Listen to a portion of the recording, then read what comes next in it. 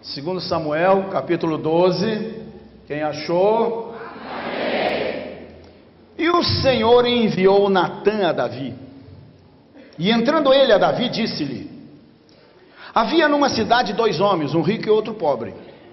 O rico tinha muitíssimas ovelhas e vacas, mas o pobre não tinha coisa nenhuma, senão uma pequena cordeira que comprara e criara, e ela havia crescido com ele e com seus filhos igualmente. Da sua comida comia, e do seu copo bebia, e dormia no seu regaço, e a tinha como filha.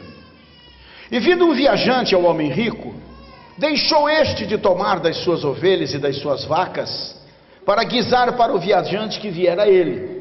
E tomou a cordeira do homem pobre e a preparou para o homem que viera a ele.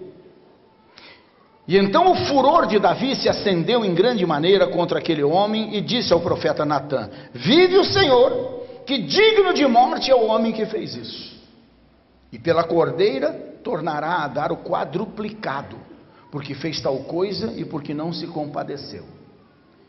Então disse Natã a Davi: tu és este homem. Assim diz o Senhor Deus de Israel: eu te ungi rei sobre Israel, e eu te livrei das mãos de Saul. Eu te dei a casa do teu senhor e as mulheres do teu senhor em teu seio, e também te dei a casa de Israel e de Judá. E se isto é pouco, mais te acrescentaria tais e tais coisas. Por que, pois, desprezaste a palavra do Senhor, fazendo mal diante de seus olhos? A Urias o Heteu feriste a espada, e a sua mulher tomaste por tua mulher, e a ele mataste com a espada dos filhos de Amon. Agora, pois, não se apartará a espada jamais da tua casa, porquanto me desprezaste e tomaste a mulher de Urias o Heteu, para que te seja por mulher. E assim diz o Senhor: eis que suscitarei da tua mesma casa o mal sobre ti, e tomarei tuas mulheres perante os teus olhos, e as darei a teu próximo, o qual se deitará com as tuas mulheres perante esse sol. Porque tu o fizeste em oculto, mas eu farei esse negócio perante todo Israel e perante o sol. E então disse Davi a Natã: pequei contra o Senhor. E disse Natã a Davi: também o Senhor transpassou o teu pecado, não morrerás. Amém? Amém. Uma campanha de restituição, até com o texto tá brabo, né? Mas vamos lá, assente-se nesse mesmo espírito. Abra sua Bíblia no Salmo 51. Então, vamos lá, vamos ver até onde vamos chegar. Salmo 51. Depois eu explico porque eu vou ler o Salmo 51 em cima desse texto.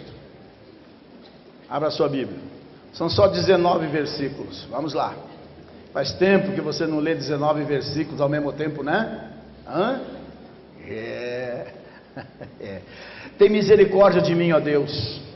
Segundo a tua benignidade, apaga as minhas transgressões, segundo a multidão das tuas misericórdias. Lava-me completamente da minha iniquidade, purifica-me do meu pecado, porque eu conheço as minhas transgressões e o meu pecado está sempre diante de mim.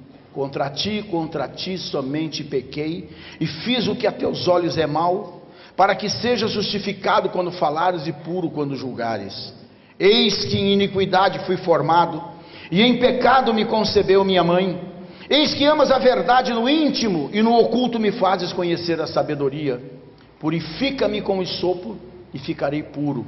Lava-me, e ficarei mais alvo do que a neve. Faze-me ouvir o júbilo e a alegria, para que gozem os ossos que tu quebraste. Esconde a tua face dos meus pecados, e apaga todas as minhas iniquidades. Cria em mim, ó Deus, um coração puro, e renova em mim um espírito reto. Não me lances fora da tua presença, e não retires de mim o teu Espírito Santo. Torna a dar-me a alegria da tua salvação, e sustém-me com um espírito voluntário. Então ensinarei aos transgressores os teus caminhos, e os pecadores a ti se converterão. Livra-me dos crimes de sangue, ó Deus, Deus da minha salvação, e a minha língua louvará altamente a tua justiça. Abre, Senhor, os meus lábios, e a minha boca entoará o teu louvor. Porque te não comprases em sacrifícios, senão eu os daria. Tu não te deleitas em holocaustos. Os sacrifícios para Deus são o espírito quebrantado. A um coração quebrantado e contrito não desprezarás, ó Deus. Abençoa Sião segundo a tua boa vontade, edifica os muros de Jerusalém, Então te agradarás de sacrifício de justiça, dos holocaustos e das ofertas queimadas. Então se oferecerão novilhos sobre o teu altar. Amém? Dois textos que estão intimamente ligados, porque você conhece bem a história. Davi estava no lugar errado, na hora errada. Deveria estar com os seus soldados à frente da batalha, mas ficou no palácio fazendo coisa nenhuma. Não está na Bíblia, mas mente vazia, oficina do diabo. E ele, o inimigo, sempre que nós estamos vazios, desocupados, como diz o mundo aí fora, ao Deus dará, ele sempre acha um jeitinho de arrumar uma ocupação para a gente. É a hora perigosa nas nossas vidas, quando a gente está meio, se sentindo meio folgado, afinal de contas. E então Davi passeava no seu palácio, e de longe ele olha, depois de tirar uma soneca de tarde, e vê uma mulher muito bonita, se lavando, e deseja aquela mulher, manda buscá-la. O resultado disso foi uma gravidez indesejada. Para resolver a situação, mandou chamar o marido dela, que estava na frente de batalha, e o nome desse moço era Urias, e conversou com Urias, enrolou Urias e não sei o que, disse para ele: Urias, vai para casa, descansa, e amanhã você volta para o campo de batalha. Mas o Urias era um homem de Deus e fiel ao seu rei, e não foi para casa. E no dia seguinte o Davi se desesperou quando soube que ele não tinha ido para casa. Você sabe qual era a intenção dele, Ia para casa, se envolvia com a mulher dele, e depois lá na frente nasceu de 8 meses. Aquela velha história que nós conhecemos, Mas não deu certo. E Davi então chamou ele: vem comer comigo aqui no palácio. E dá-lhe 51, e dá-lhe rabo de galo. Meu amigo Ratinho está me vendo, E encheu a cara do Urias. E Urias não se deu por vencido, não foi para casa. Só restou a Davi executar o mais sórdido dos planos. E o pecado é assim. O pecado nos leva à sordidez. É o que a Bíblia diz: um abismo, como é que é? Chama outro abismo, É fatal isso, é fatal. E ele simplesmente então bota uma carta na mão de Urias, olha, leva para o general, o seu general, entrega na mão dele. E ele levou, não abriu, entregou na mão do general. Quando o general abriu a carta, estava escrito: põe esse homem na frente de batalha para que morra. E foi exatamente o que aconteceu. E aparentemente ficou por isso mesmo. Mas nunca fica. Nunca fica.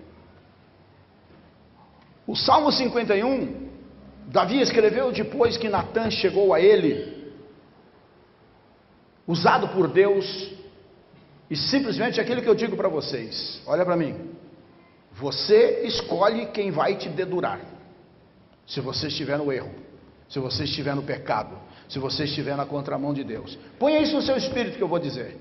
Você tem uma opção. Você decide quem vai te dedurar, porque alguém vai te dedurar, alguém vai te entregar. Ou o Espírito Santo de Deus, como foi nesse caso, por amor de Davi, que Deus permitiu mandando o seu profeta, ou vai ser o diabo. Um dos dois vai te entregar. E como nós estamos numa campanha de restituição, a restituição passa principalmente por isso. Não haverá restituição se antes não for restituída a nossa relação com Deus. E o Salmo 51 mostra exatamente o estado de espírito de Davi. Mostra. Estava em casa agora há pouco e fui anotando aqui, está cheio de risquinho aqui. Quando ele diz aqui: lava-me, Quem se lava é porque está. E ele pede: lava-me, purifica-me, porque ele está impuro. Ele se sentia sujo, ele se sentia triste. Faze-me ouvir júbilo e alegria, porque estava triste. E ele diz assim: para que gozem os ossos que tu quebraste. Por quê? É uma palavra, né? É uma força de palavra que Davi escreve no seu salmo, onde ele queria dizer: para que eu seja restaurado. Eu estou estressado, eu estou ansioso, eu estou deprimido, eu estou doente, meu semblante está caído. É só você olhar para o Salmo 32 que ele diz isso com mais profundidade ainda. Eu me sinto um caco, parece que um caminhão passou por cima de mim. E está insuportável esta situação. Então ele diz ainda mais: cria em mim, ó Deus, um coração puro. Por quê? Porque perdeu um coração puro. Não me lances fora da tua presença e não retires de mim o teu Espírito Santo. Por quê? Porque a sua comunhão com Deus estava quebrado e ele se sentia miseravelmente só. Torna a dar-me a alegria da tua salvação. Por quê? Porque estava profundamente triste. Então você vê no seu cântico o seu estado de espírito, a guerra que ele estava enfrentando. E como nós sabemos, Davi havia sido ungido por Samuel, outro profeta, filho de Ana, resultado de uma aliança com Deus, de um propósito, de um voto com Deus, não é? Tinha sido ungido por Samuel como rei no lugar de Saul, que jogou fora tudo por desobediência. E ele tinha conquistado, Davi, o respeito do povo. Davi era um homem, está escrito, segundo o coração de Deus. Porém, esse texto nos mostra que mesmo grandes homens, mostra que mesmo grandes mulheres estão todos sujeitos a fraquezas, estão todos sujeitos a pecados. Eu estou sujeito a pecado, você está sujeito a fraquezas. Mas era um grande homem. Como ser humano, a Bíblia fala que ele era um homem corajoso. E é só você lembrar do tempo de menino dele enfrentando o leão, um urso, adolescente enfrentando Golias, homem enfrentando Saul e enfrentando tantos quantos exércitos se lhe opuseram. Mas por outro lado, quando você lê os Salmos, você vê que não era um homem bruto. Era um homem valente, um homem de guerra, mas não era bruto. Ele era um homem, não era um homem rude, ele era um homem sensível. Ele era um homem responsável, apesar dessas pisadas na bola. E ele, através da sua, como é que eu vou assim dizer, das suas estratégias, da sua coragem, e por ser até, posso dizer, um grande estadista, né? Ele conquistou muitos lugares através de nenhuma gota de sangue derramado, através de conquistas e alianças. Mais tarde tornou Jerusalém a capital do reino, construiu um palácio, abriu estradas, restaurou rotas comerciais naquele tempo, garantindo a prosperidade material do seu reino. Ele foi um grande político também, pensava no povo, vivia Israel, não é? E como servo de Deus, então nem se fala, tinha no coração o temor do Senhor, tinha um zelo desmedido pelas coisas de Deus. Se vocês lembrarem das Escrituras, trouxe a Arca da Aliança, colocou-a num tabernáculo especialmente preparado em Jerusalém, nunca ligou para a sua condição de rei, quando se colocava diante de Deus, não estava nem aí para o povo, para a coroa. Ele diante do povo se humilhava diante de Deus, dançava diante de Deus, não interessava o que o povo pensava. Quem se deu mal foi a mulher dele, Mical, que zombou dele, criticou ele e tudo mais, e se deu muito mal porque se tornou estéril, se amaldiçoou por causa disso, não é? Olhando para as Escrituras e vendo que era um homem que chegava a orar 7 vezes ao dia, podemos dizer que era um homem de oração. Principalmente quando a gente lê seus salmos, você vê que ele tinha familiaridade com as palavras que nos levam pertinho de Deus e que, por outro lado, trazem Deus pertinho de nós. Suas palavras são, eu não vou usar a palavra genial, porque elas são maravilhosamente espirituais, profundas. Suas orações dão inveja na gente, do jeito que ele se expressa na sua simplicidade, né? Mas infelizmente, um grande homem cometeu um grande pecado. Por quê? Por uma série de razões. Não aconteceu de graça. Primeiro, uma acomodação, né? Nos tempos que os reis iam à guerra, ele ficou em casa flauteando, relaxado, desocupado. Ele deixou de estar no seu lugar, e isso é um perigo para um homem e uma mulher de Deus. É aquilo que Deus perguntou para Adão, o Adão escondido lá atrás das capoeiras, e Deus perguntou para ele: Adão, onde estás? Gente, olha para mim, vocês acham que Deus não sabia onde Adão estava? Um Deus que é onisciente? Mas não é onde Adão estava fisicamente. Deus perguntou para Adão: olha a tua situação, homem, onde é que você está? Onde é que você se meteu? Você está no lugar errado. Você não deveria ter agido como você agiu. E como é que Adão agiu? Adão agiu como piolho. Eu explico. Piolho é que anda pela cabeça dos outros. Ele andou pela cabeça da mulher dele. E deu no que deu. Deu no que deu. E Deus disse: onde é que você está, rapaz? Te coloquei lá em cima, olha onde é que você está. Ah, eu estou aqui escondido porque eu estou nu. E Deus disse: mas quem disse para você que você estava nu? Você sempre esteve. Ele se sentiu como Davi, aqui no Salmo 51, nu, quebrado, arrebentado, ossos quebrados, porque estava fora de lugar, como Davi aqui. Segundo ponto, a cobiça.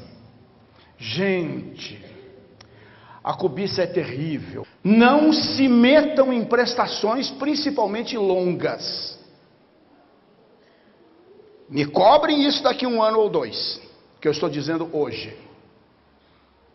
Estamos formando uma bolha tremenda nesse país de dívidas, que eu não sei como é que vai ser lá na frente. Para seus propósitos, está se fazendo tudo para que o povo compre tudo, mas vai chegar uma hora que vai estrangular, e já estrangulou. Quando o povo não tiver mais condição, devido aos juros escorchantes, pornográficos nesse país, aí a coisa vai ficar feia. Dá um nó na cobiça, meu irmão.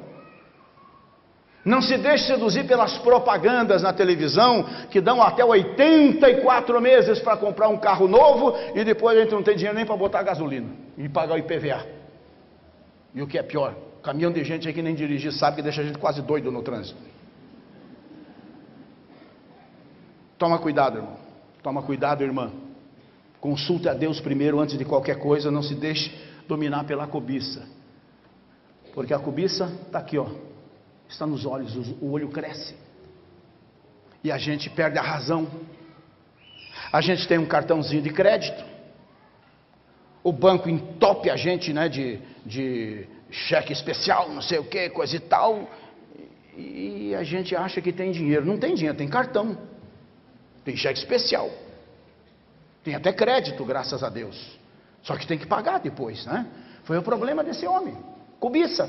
Viu uma mulher tomando banho, o sujeito tinha, como você tem, irmã, um monte de sapato guardado lá. Para que comprar mais um?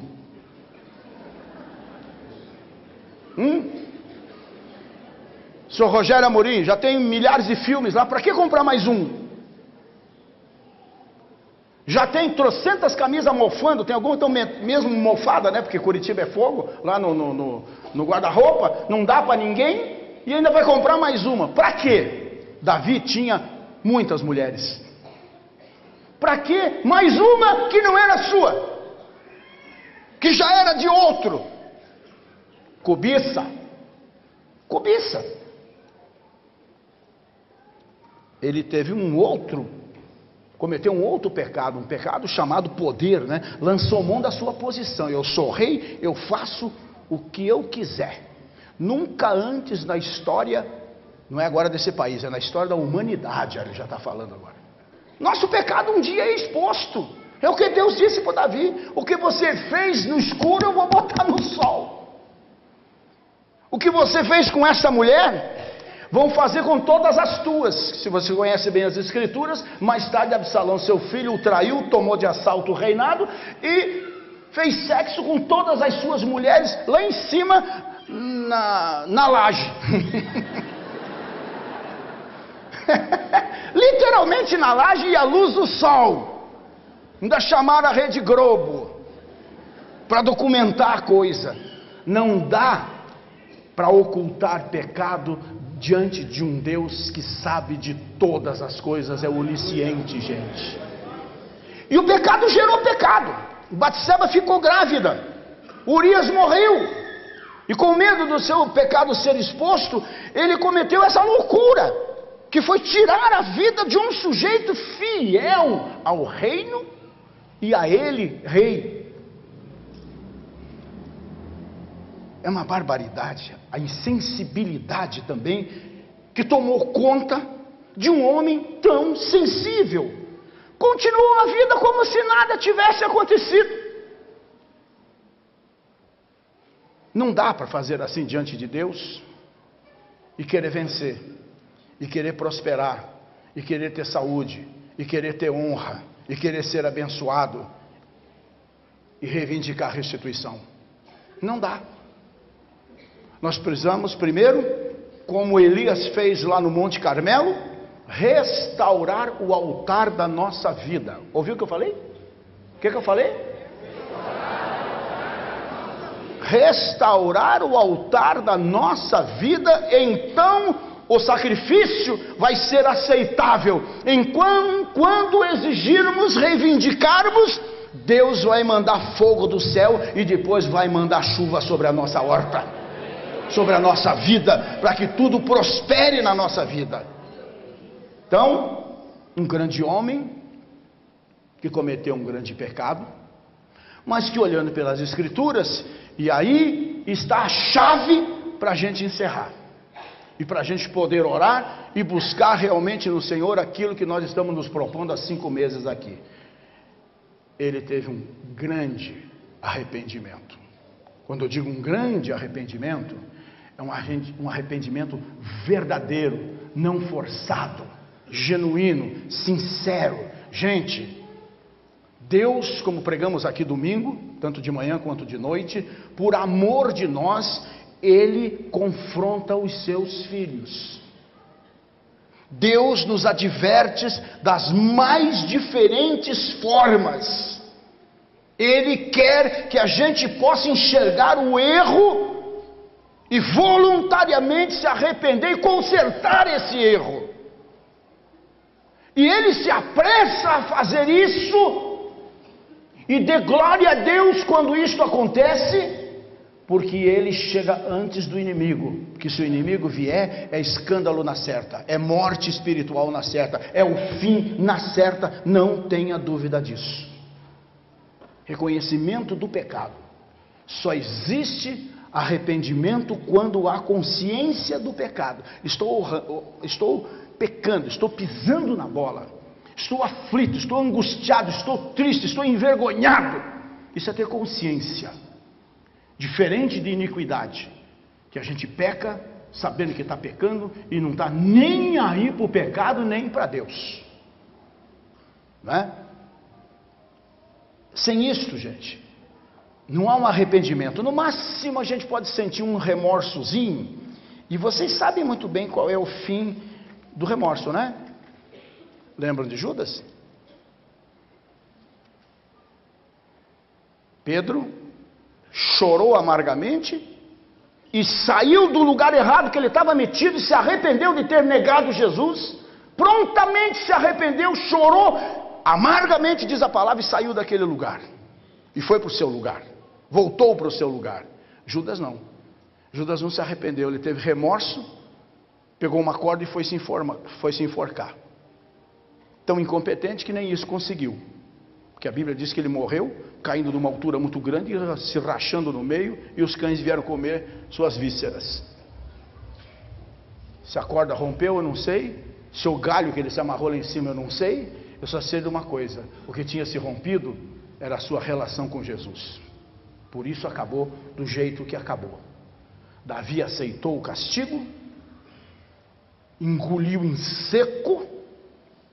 Natã botando o dedo na cara dele, dizendo: você é este homem, você agiu como este homem,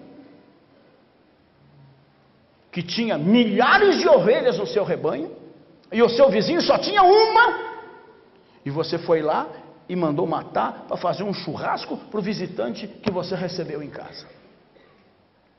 A tua indignação, Davi, é a minha indignação com você.